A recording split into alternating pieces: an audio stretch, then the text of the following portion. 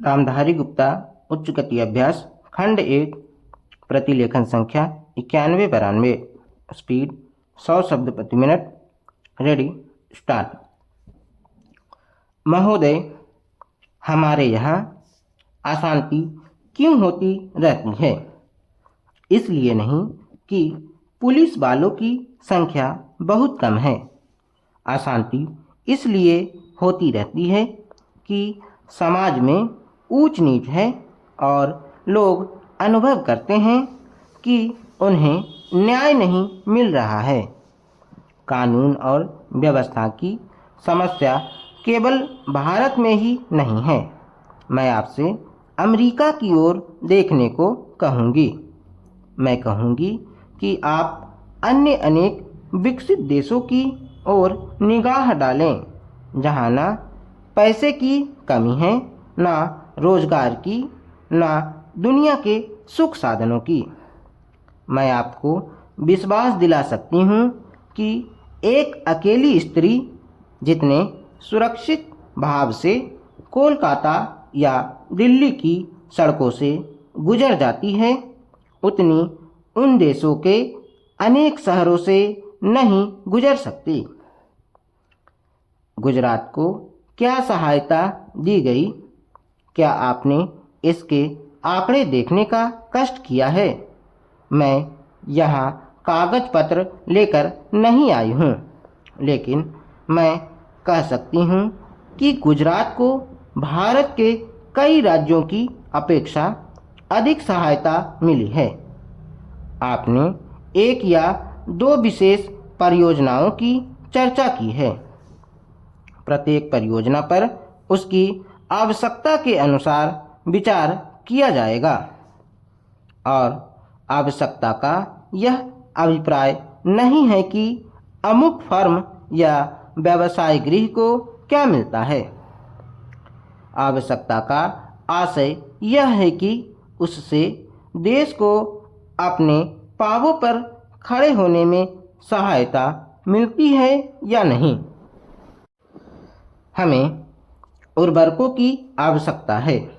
हम उन्हें प्राप्त करने के लिए सभी संभव उपाय कर रहे हैं, लेकिन हम विदेशी कंपनियों के हाथ बिककर उर्वरक नहीं पाना चाहते। और जब तक मैं सत्तारूढ़ हूँ, मैं ऐसा नहीं होने दूंगी, चाहे कैसा भी दबाव क्यों न पड़े। अगर आप चीखना चाहते हैं तो विश्वास रखिए, आप मुझसे ज़्यादा ज़ोर से नहीं चीख सकते। इसका मुझे आपसे कहीं ज़्यादा अनुभव है। प्रत्येक मामले को तब तय किया जाएगा जब वह विचार के लिए उठाया जाएगा।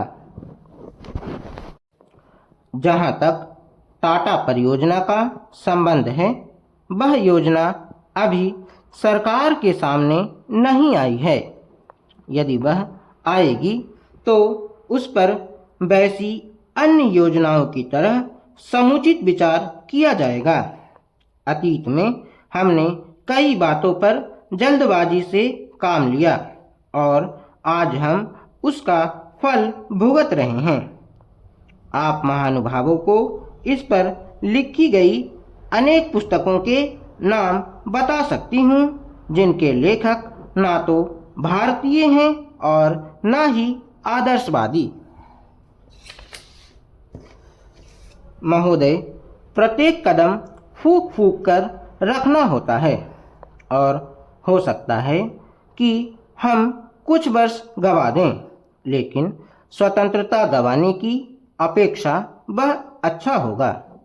स्वतंत्रता का अर्थ केवल अपनी सरकार होना नहीं होता, बल्कि उसका अर्थ होता है कि हम निर्णय स्वयं कर सकें। हो सकता है कि वे निर्णय गलत हों, लेकिन वे हमारे निर्णय भारत के निर्णय होने चाहिए। हमें कपड़ा उद्योग की समस्याओं का भी ध्यान है। हमने आधुनिकीकरण के लिए विदेशी सहायता की आवश्यकता को स्वीकार किया है। योजना आयोग ने कपड़ा उद्योग के लिए एक कार्यकारी दल नियुक्त किया था, जिसने इसकी समस्याओं पर विचार किया।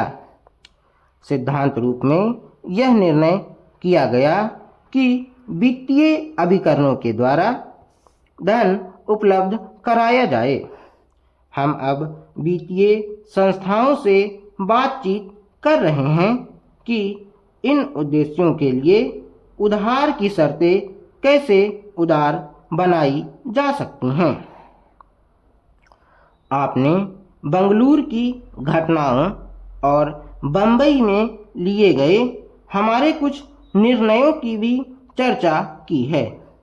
आप यह भूल गए हैं कि वे निर्णय वास्तव में कांग्रेस द्वारा पिछले आम चुनावों के शीघ्र बाद किए गए थे। उन पर कार्य समिति में विचार विमर्श और एक राय से सहमति हुई थी और बाद में उन्हें अखिल भारतीय कांग्रेस कमेटी ने स्वीकार किया था। बंगलुरु में हमने केवल मोटे तौर पर नए सिरे से दिशा निर्देश दिया था। इसमें कोई संदेह नहीं कि जब तक देश उस दिशा की ओर न बढ़े तब तक वह प्रगति नहीं कर सकता।